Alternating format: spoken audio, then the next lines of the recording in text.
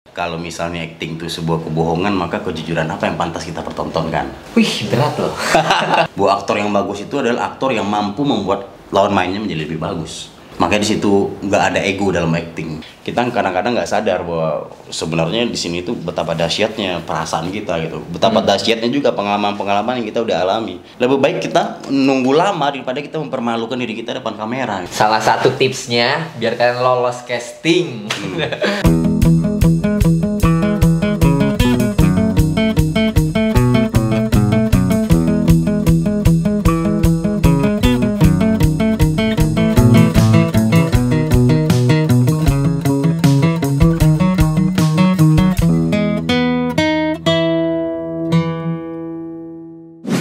Assalamualaikum warahmatullahi wabarakatuh. Waalaikumsalam warahmatullahi wabarakatuh.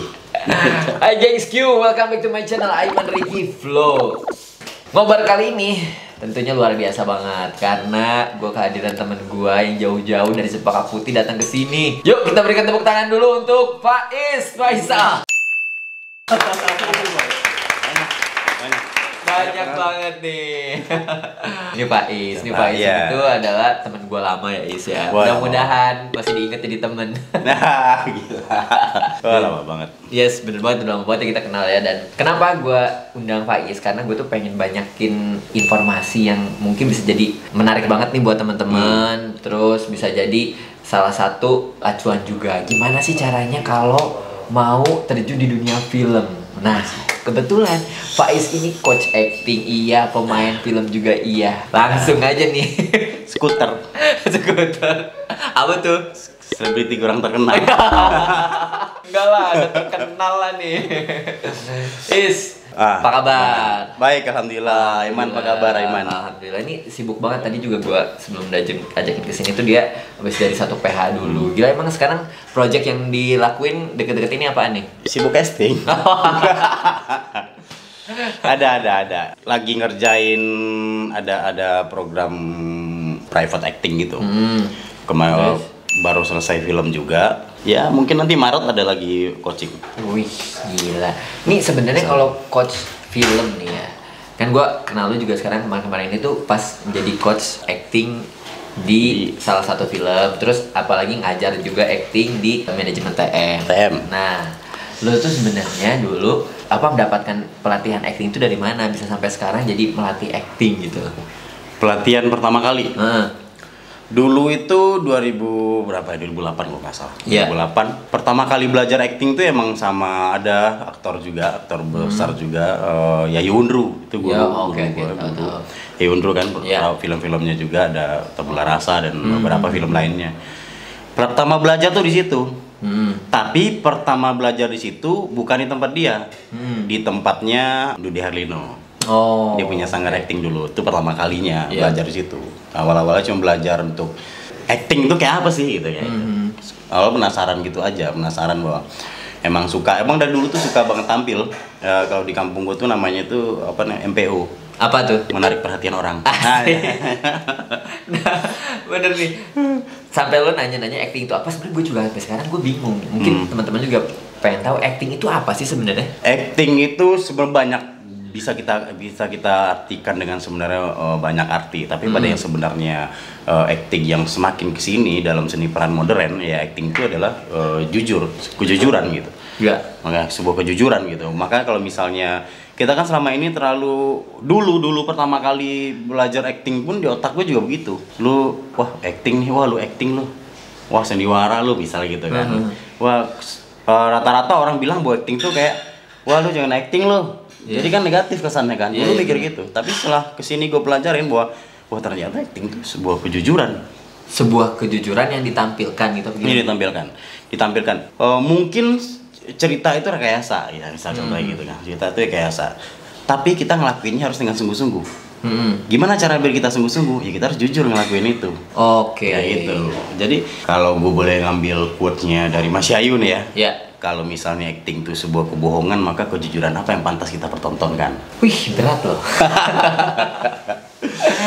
Gitu, Ini hal mudahnya mungkin. Itu salah satu maksud dari acting gitu. Ada juga yang bilang bahwa acting itu sadar, Ya banyak hal sebenarnya, tapi yang paling gua rasain buat gua acting itu adalah belajar kehidupan gitu. Belajar kehidupan, maksudnya belajar kehidupan Belajar tuh kayak kehidupan gimana? dengan cara yang jujur, masih gitu. Untuk bisa berakting itu kita butuh apa? Butuh kemauan. Kemauan. Iya. Orang bilang, wah lu nggak ada bakatnya, nggak bisa lu. Nggak. Kalau menurut gua butuh kemauan. Yang penting mau aja. Bakat itu akan muncul. Oke. Mau berlatih, mau memulai, mau melawan rasa malas, mau melawan rasa bosan. Kan sebenarnya dua itu aja sebenarnya, bosan dan malas gitu kan. Semuanya apapun, bukan di bidang acting aja kan. Kalau misalnya kita buat bosan nih, acting itu kan bisa dibilang latihannya ngebosenin man. Ngebosenin karena kita ngobrol lama, terus apalagi ngomongin tubuh, berapa jam bergerak, itu kan sebenarnya bosan kita. Iya. Nah itu harus kita lawan. Oke. Kalau misal kita nggak lawan itu, ya paling kita nanggung aja tahunya. Nah udah benar-benar nggak tahu, nggak benar-benar nggak akan tahu, cuma sekedar kulitnya aja nggak tahu. Oh acting, oh marah, oh ya gue marah nih, misalnya gitu kan. Tapi kan nggak ada di sini. Justru harus dibangun dari sini. Harus bangun dari sini. Kita ngerasain itu. Kalau kita sungguh-sungguh untuk ngelakuin ya, kita akan tahu berasa tuh. Wah, gue marah tuh begini ya. Ya itu misalnya tuh kayak, wah gue jatuh cinta tuh begini.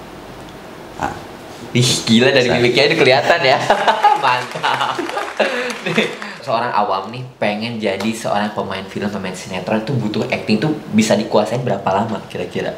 Takaran berapa lamanya tergantung kemauan tadi lagi sih, man. Nggak bosan dan nggak malas aja latihan. Ada orang yang punya bakat, bukan bakat ya, gift lah ya. Ada yang punya gift itu bisa dia 2 bulan latihan rutin aja dia udah bisa gitu. Tapi untuk mencapai sebuah kesederhanaan dan ikhlas dalam bermain itu sangat butuh waktu yang lama. Butuh waktu yang lama dan butuh juga merasakan sadar, menyadari bahwa kejadian-kejadian yang terjadi dalam kehidupannya. Oke. Nah, kalau mau butuh kesederhanaan dan ikhlas dalam bermain dan serileks-rileksnya main, butuh waktu yang sangat lama. Tapi balik lagi ke diri sendiri. Kalau emang dia mau, bahkan sebulan, 2 bulan, atau 3 bulan juga orang bisa lancar, bisa aja mainin karena dia tahu.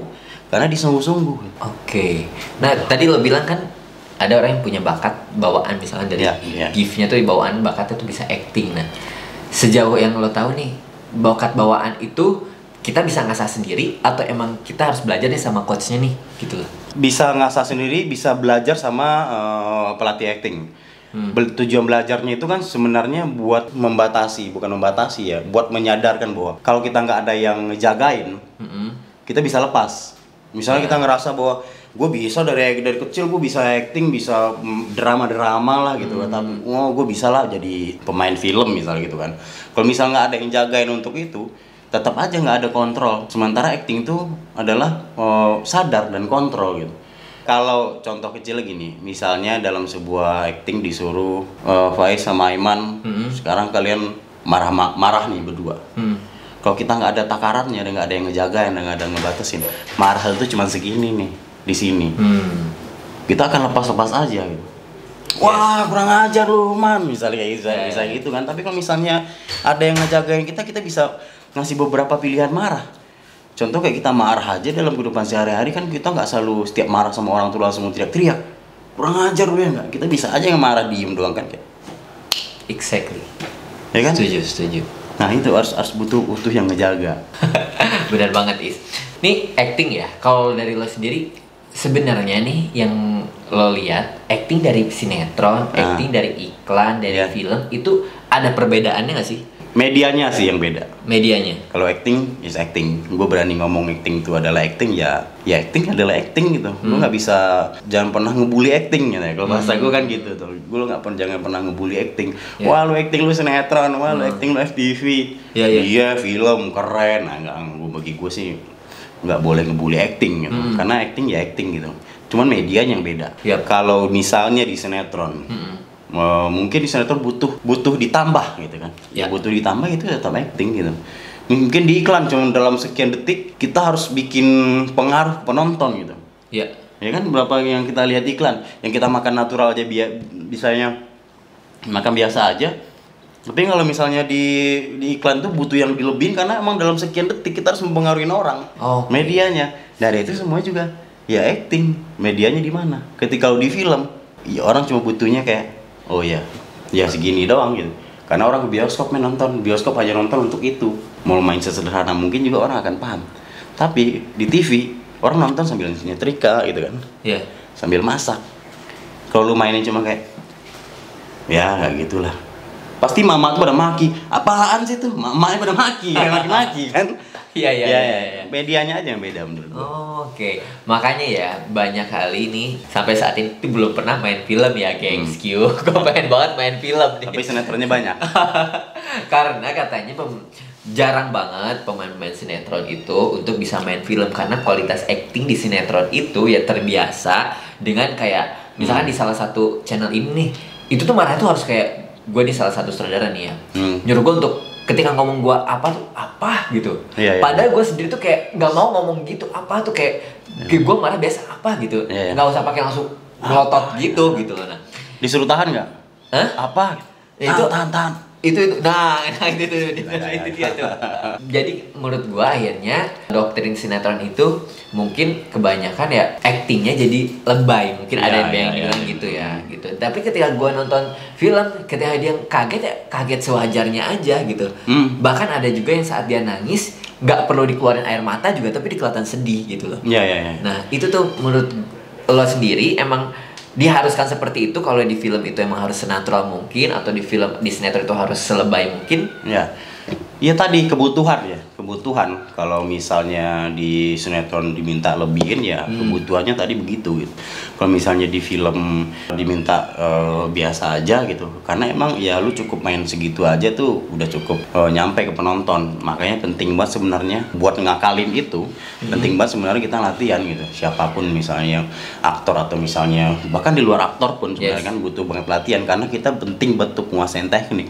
Ketika dapat di sinetron, kalau kita sadar bahwa ini adalah sinetron gitu, tekniknya begini biar agar tetap terlihat oke dan gak lebay diminta tinggi, oh berarti tekniknya sih entahkah mainin suara gitu, entahkah mainin mannerism apa gitu, ataupun emosinya yang ditaruh di mana gitu. Kalau di film kan ya udah sesederhana itu. Acting itu kan sebenarnya nggak ada yang bagus dan nggak ada yang jelek. Acting tuh yang ada cuma tepat atau nggak tepat, indah atau nggak indah. Kalau Mas Yayu bilang tuh indah atau nggak indah gitu. Bagus atau jelek tuh dalam acting tuh nggak ada kan. Tapi tepat nggak kita gunakan itu dalam emosi yang tadi itulah terjawab sebenarnya bahwa sinetron atau film.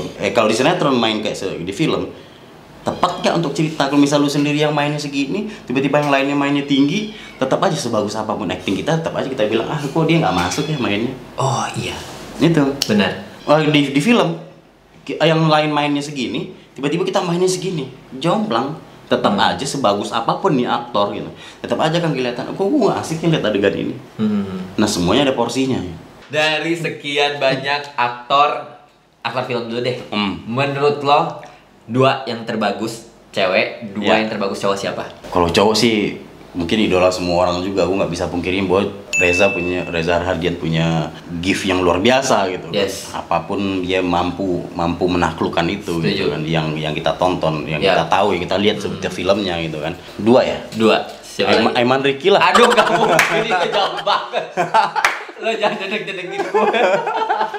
Satu lagi dong, siapa?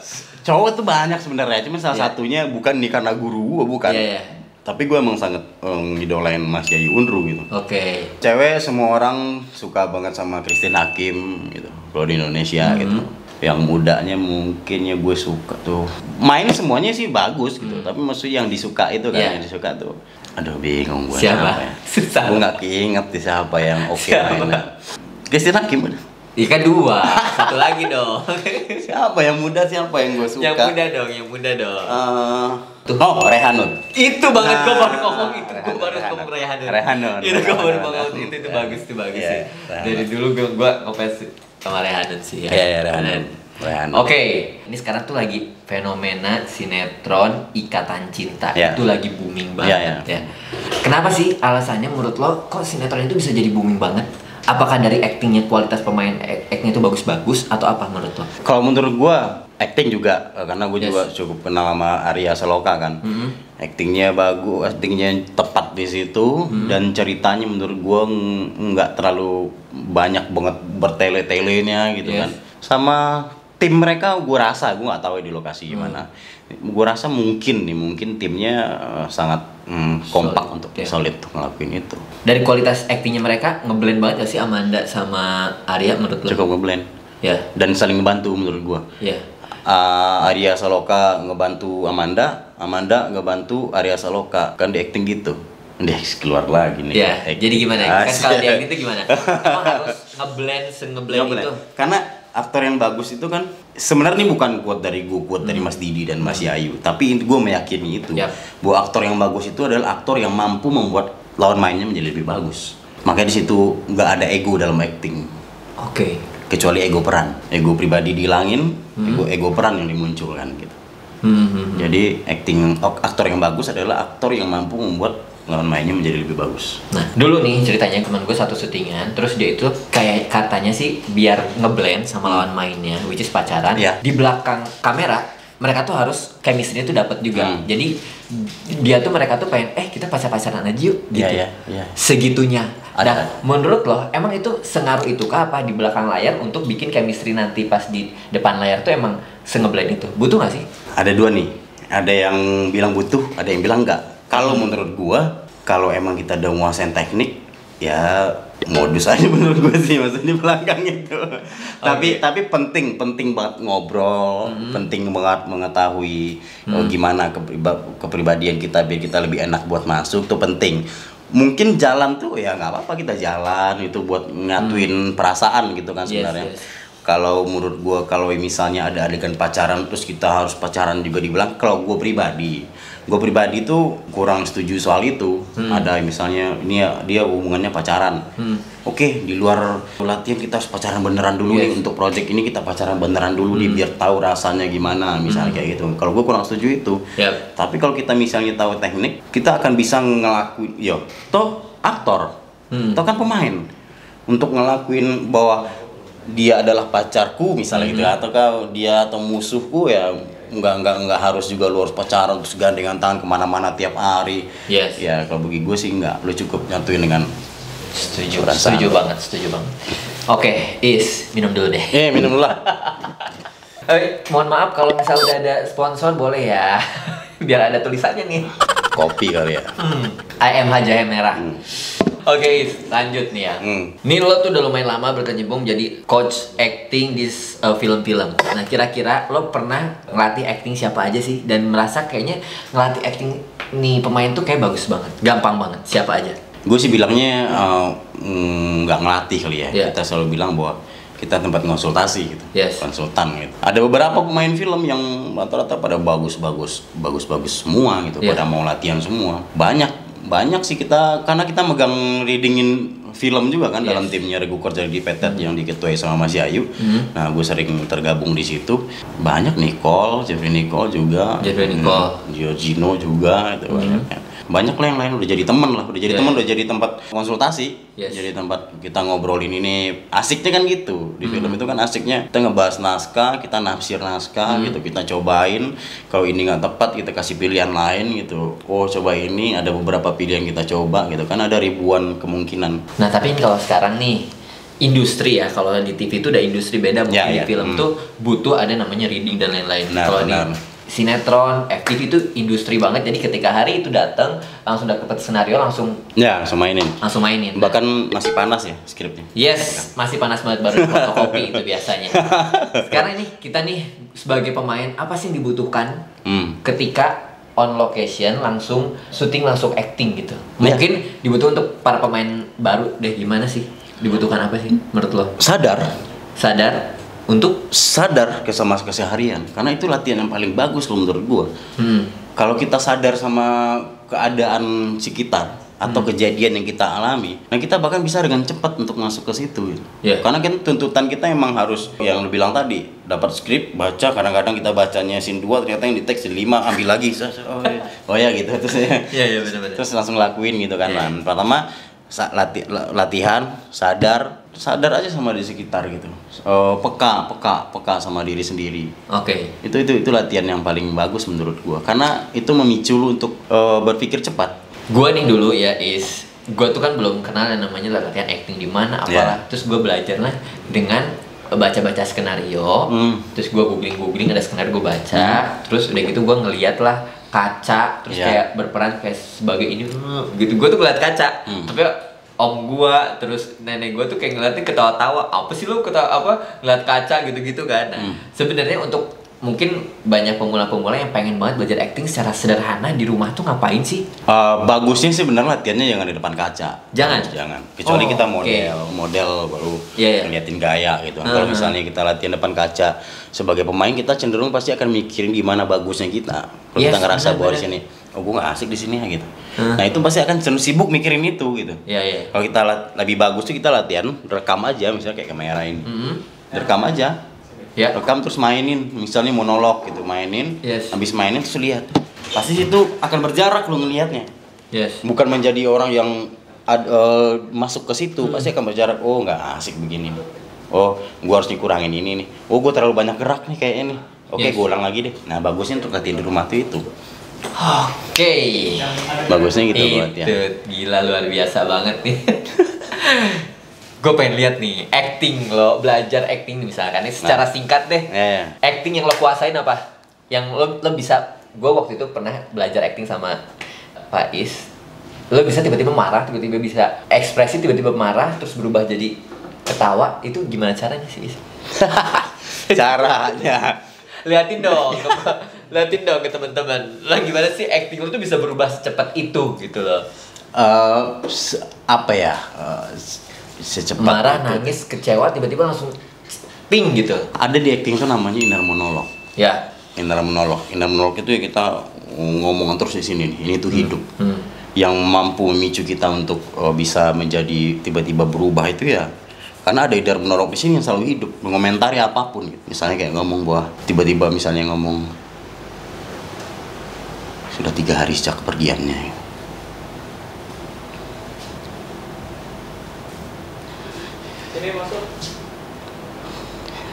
Tapi aku masih merasa dia ada di sini.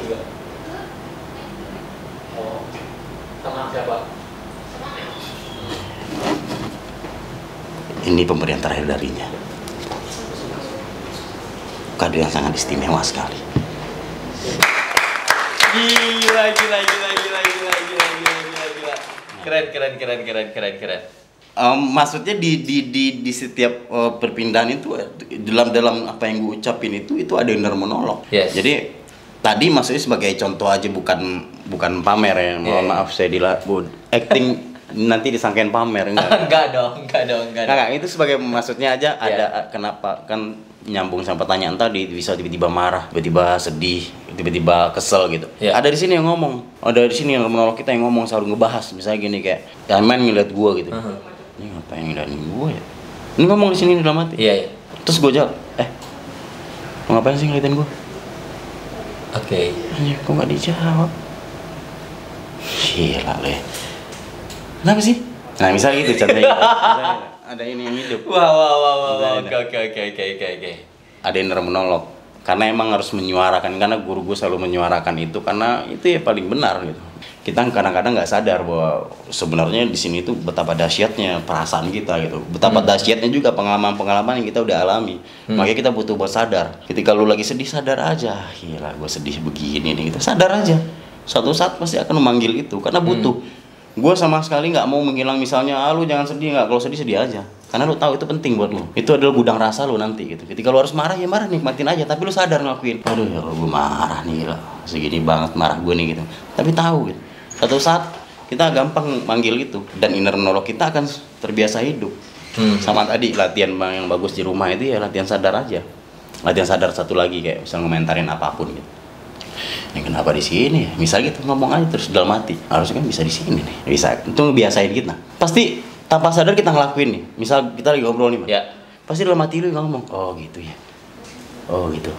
Oh gila, ini Pak Is ngarang banget ya." Misal gitu ya, contohnya gitu ya. Enggak lah, ngarang. Kata kita, nah itu kan hidup. Nah, butuh itu buat ngidupin sebuah dialog ataupun karakter gitu. Karena kita akan berasa, nggak akan hanya ngomong aja. Kalau kita nggak hidup di sini bisa aja ngomong, aku nggak tahu siapa yang mulai lebih dulu gitu. Pasti tiba-tiba aja nggak bersalaman, kami berkenalan. Tapi kalau misalnya ini kita hidup, kita bisa mainin kayak, dirasain dulu kayak, aku nggak tahu siapa yang mulai lebih dulu, mungkin bisa gitu. Jadi ada yang ditahan, ada yang harus itu. Luar biasa. Keren loh. Terakhir deh, nih buat pemula nih, misalnya mau casting. Ya.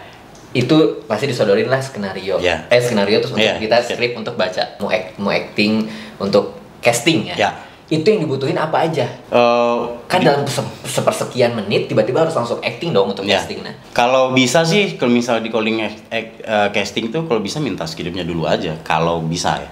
Kalau seandainya nggak bisa dikasih di tempat casting, ya minta waktu aja dulu untuk baca. Cenderung kan kita pasti ngerasa selalu pengen buru-buru, selalu pengen cepat. Gue deh. Tapi nggak usah terlalu, aduh nggak enak nih disuruh masuk duluan. Minta aja waktu. Bentar ya, minta aja waktu. Kuasain dulu aja. Lebih baik kita nunggu lama daripada kita mempermalukan diri kita depan kamera gitu.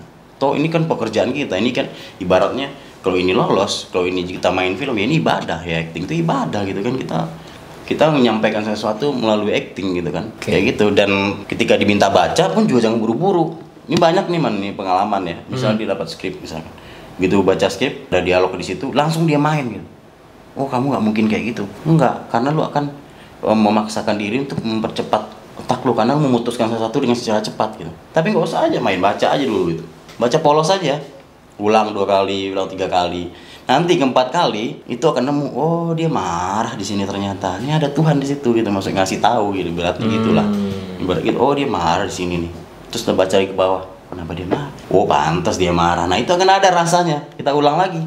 Udah 4 kali 5 kali ngulang, lu jangan pasti lu taruh skrip, pasti lu main. Coba bantuin gue dong reading misal gitu. Baca dengan polos dulu aja, gak usah ekspektasi boh. Begitu baca, kamu ngapain di sini? Misal gitu langsung main gitu kan. Nah, nggak ada lagi kesempatan lu untuk berpikir, untuk mencerna, untuk menafsir gitu. Nah, itu tipsnya sih.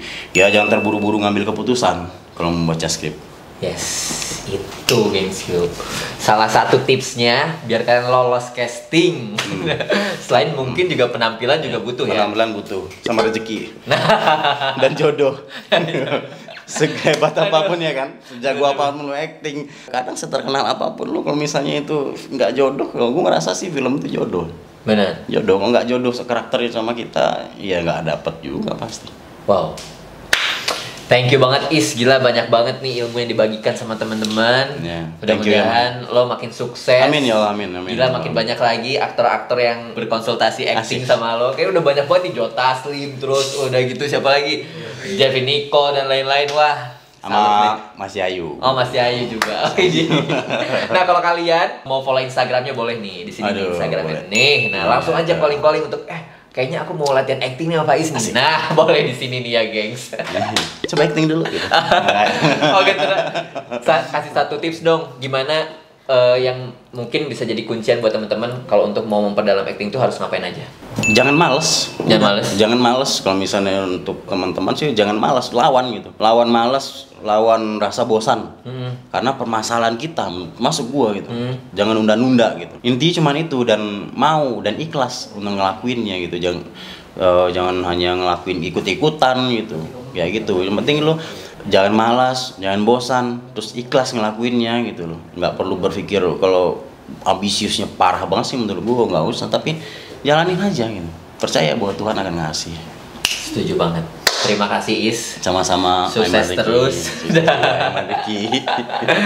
Gengs Q, kalau kalian punya cerita menarik atau profesi menarik, atau juga kalian punya kayaknya ini cerita ini pengen dibagikan sama teman-teman yang karena spesial banget, boleh kalian tulis di sini nih di email di bawah ini. Oke? Thank you banget dan sampai ketemu lagi di ngobar selanjutnya. Assalamualaikum warahmatullahi wabarakatuh.